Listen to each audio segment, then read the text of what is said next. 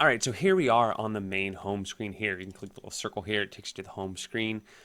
You can also use the Xbox 360 controller, the little middle button. That'll get you here as well. You can see I scroll all the way up to the top. The main things you're going to be working with here. Dig is where all your ROMs and emulators in the front end is. So you want to double click Dig in a second. We'll do that. But if you do want to run Nintendo DS, you got the Drastic standalone Android emulator. You also have the MuPin or M64 Plus FZ, which is awesome. This is why this image is so amazing, is because you're able to do custom settings. You go over here to Diddy Kong Racing. You can go over to settings and look at your ability here. You can go ahead and change your resolution. There's all kinds of like emulation profiles you can incorporate because this was made for low-end Android phones. So you might actually get a little bit better performance out of Nintendo 64 with this image, especially running the standalone emulator. Let's go ahead and go home.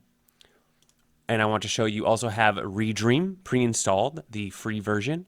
And then you have Retroarch Plus if you want to get into that, but it's already set up to be implemented with Dig. And then you also have PPSSPP to play PSP games. Now there is only PSP Mini on this particular image, not regular PSP games like, Need for Speed and God of War. And then I haven't really messed with the terminal or uTorrent or any of the other things on this image. So on first boot, you do need to do this. Hold F5 on your keyboard. Yes, you need a keyboard and mouse. Hit restart, then hit recovery. It's going to take a second. It's going to restart the Raspberry Pi in this case into recovery mode. And then we're going to open this app here and do a fresh install, which is going to expand the file system for us. You do want to make sure you do this so it saves all your controls and stuff. So you can see the Raspberry Pi rebooting right now. And then you'll see a loading screen for this software. And it's fairly easy. You just need a keyboard and a mouse. The Xbox 360 controller will not work. Eventually, we will be gaming on controllers here. It's just all this stuff here. And then what you want to do is go ahead and select over here. Go back, install. There it is, Raspberry Pi resize. We're going to go ahead and double click that. And then we're going to swipe to confirm. And then it should just reboot. And when it reboots, you're all ready to go. You still need your keyboard and mouse, but your partitions will be resized. All right, you got to hit reboot here. All right, that's it. The system. Yeah, click system. Sorry, one more. Double click. You can do it. Double click. So as you see here, like I mentioned, you're going to want to double click and get into Dig. You might have heard me say correctly, double click. This is a keyboard and mouse image. You're going to need this to kind of draft around. Once you're in Dig though, I can switch over to my Xbox 360 controller, which I'm doing now, and I can go ahead and go around like this.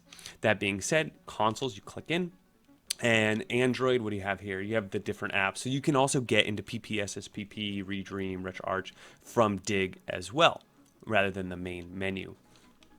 Now, there is background music as well. Oh, if you hit start, it changes the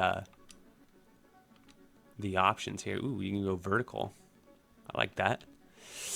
All right, it does not tell you how many games are in each system. And also you'll notice that when I go into a system, some of the artwork is correct, some of it's a little different. So it's not the most squared away image cosmetically. But again, I don't think that's why you're going to get this image, because you'll also notice it doesn't have all the games for every system. And you would think it would with a 128 gigabyte image, but it doesn't. So that being said, just keep that in mind that, you're going to see some inconsistencies. Now, I've already been playing around with this image for a really long time, and despite those inconsistencies, I think it's really cool to have a pre-built image on Android. We have not seen these, or at least in the readily available areas. This is on Arcade Punk, so very easily, you can get it. So here you go. Here's an image missing for Marvel vs. Capcom 1, and here's Soul Calibur's missing one as well. Game Boy, you got a lot of Game Boy games. You got a lot of Game Boy Color games and Game Boy Advance. I'm really not going to spend too much time in there. As far as Neo Geo, you got quite a few. I don't know if you have all of them, though. I know you got, at least 50, 60, 70. I'm not sure about how many more than that. We can go ahead and go through here if this is something you're looking for. Now, as I scroll through here, I'll talk a little bit more about this image. It's 128 gigabytes, like under 119 gigs, so it'll fit on most micro SD cards. You just download the image, and then you get an SD card, you format it, and then you burn it with Win32 or Etcher. Those are both free programs. And then you do have to boot it up. Make sure you don't miss out on that boot up sequence that I mentioned earlier. If you don't do that, it's my understanding that that will not expand the file system. So your SD card will be 100% full. So it's not going to remember any of your profiles, your save states, and some games might not even load. So keep that in mind as far as that. Now, I skipped some of these other systems because, you know, it's easy to add ROMs for that. Nintendo 64, it's about 50 games. But I wish they dropped every single N64 game because that's really why I would be getting this image. I'd be getting this image so I can play around with my Raspberry Pi 4 and see if I can squeeze a little bit more performance out of these N64 games. Because that's where we see a lot of the issues, especially on the, you know, in this era of time. You know, for example, Dreamcast runs perfectly fine. But N64, for its different reasons, is not as readily emulated. Now, you know, as far as back to the artwork, I think it's fine. I just, you know, a lot of people like all the details, you know? Same thing with the names. You'll notice a lot of the names are not necessarily fixed. But Dig does a lot of this automatically too. When you drag and drop ROMs into Dig, it'll automatically filter through them, you know, get you artwork, get you metadata, things like that. So, as you see here, a lot of N64. Not all of them, but a lot. And that's why I said this is the main reason why I would be getting the image. I would way rather have a lot of the other images out there as far as for, you know, images that have every single game. You know, I take that back. There's actually quite a bit of N64 on this. I thought there was a little less. I was looking at a file list earlier. I thought it was missing quite a bit, but it actually has a... I take that back. I was wrong. It has a lot of N64. Nintendo DS. So here you go. Quite a few. ATV Quad Frenzy. Call of Duty. Cars. Chrono Trigger. Contra. Deal or No Deal. I actually watched an interview with Howie Mandel. Interesting guy. He claims he's one of the first comedians to be hired for a game show. And ever since then, there's now Drew Carey with Price is Right. You have, you know, the guy that does Family Feud, Harvey. You know, many, many others. I had no idea. Anyways, Mario. Marvel. So quite a few here as well. This is probably taking up a lot of the space. Is Nintendo DS. And there's PlayStation on here as well. Nintendo 64. We'll get down to that in a second. There's also background music, as you can hear.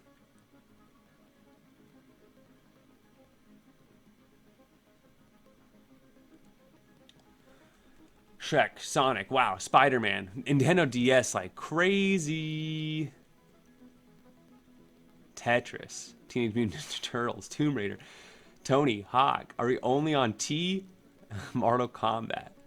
Okay, this is just ridiculous. Okay, there you go. Zoo Tycoon. PlayStation. Oh, PlayStation is down here somewhere.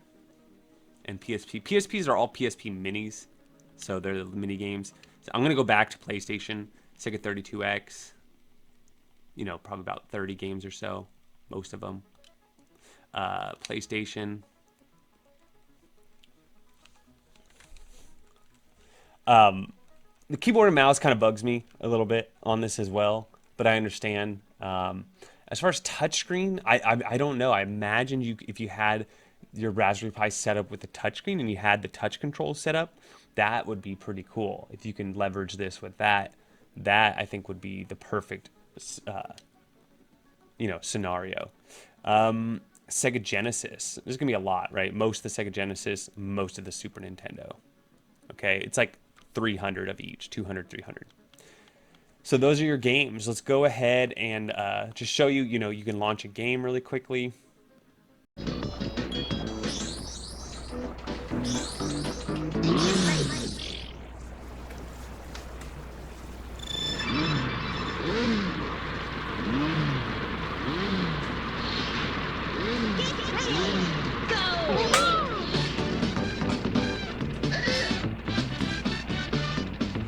Whoops. Here I was thinking it was the back buttons the whole time. making that comeback. Let's see if we can get this.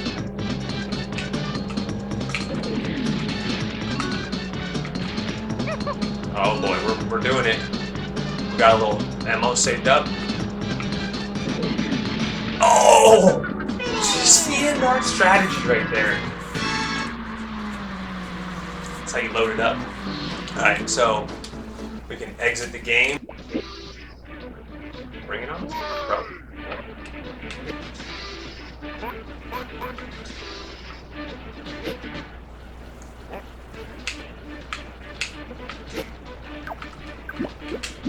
Ooh.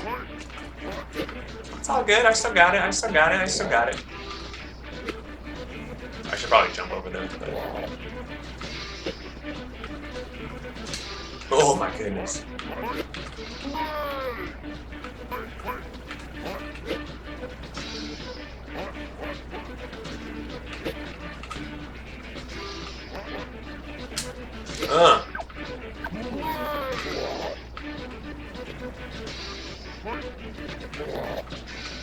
Easy. Finish, baby. Yeah. Alright. And then we should be able to go into options. Okay, you can save your state. So next time I play the game, that way next time I play the game, it's right there. I can just load my state. Let's exit back to the...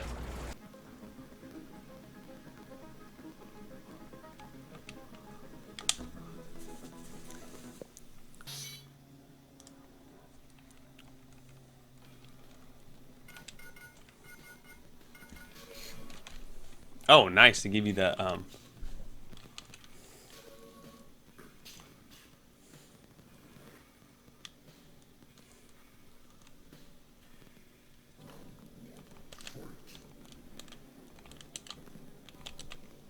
So final thoughts. It's really cool that we have an Android ready image. You don't have to worry about flashing the SD card and figuring out how to install these apps on Android. That's really a big thing that a lot of people probably don't realize is you have to install these apps on Android on a device that isn't necessarily usually running on Android, like a phone. It's super easy on a phone because you go to the Google Play Store. Here you kind of got to go around and get the APX files or whatever and figure it all out on your own. So for all that, this is awesome and it has a place, and I think a lot of you should be interested in it, especially those that want to play Nintendo 64. Now that being said, people who are used to seeing Raspberry Pi RetroPie images or Recalbox images, this is nowhere near as polished as any of those images. It doesn't even come close. No offense. Like there's a lot more development to be done. Now that's not to rag on them whatsoever. It's just to get your expectations set. That you know, the ROM set being used here, it's not necessarily as user friendly. There's a lot you kind of need to know what you're doing here. A little bit more of an advanced user. But for those advanced users, it's a nice little shortcut. So I really like that. So with all that being said, from a beat all image, not there yet. From a really cool, interesting perspective on the Raspberry Pi, squeezing more performance out of it. Awesome, awesome, awesome. So an A in that category. So that's why, you know, this one doesn't deserve a grade compared to the others. It's kind of in its own category. But that's what I think. Let me know what you all think. Don't forget to like and subscribe, and we'll catch you on the next one.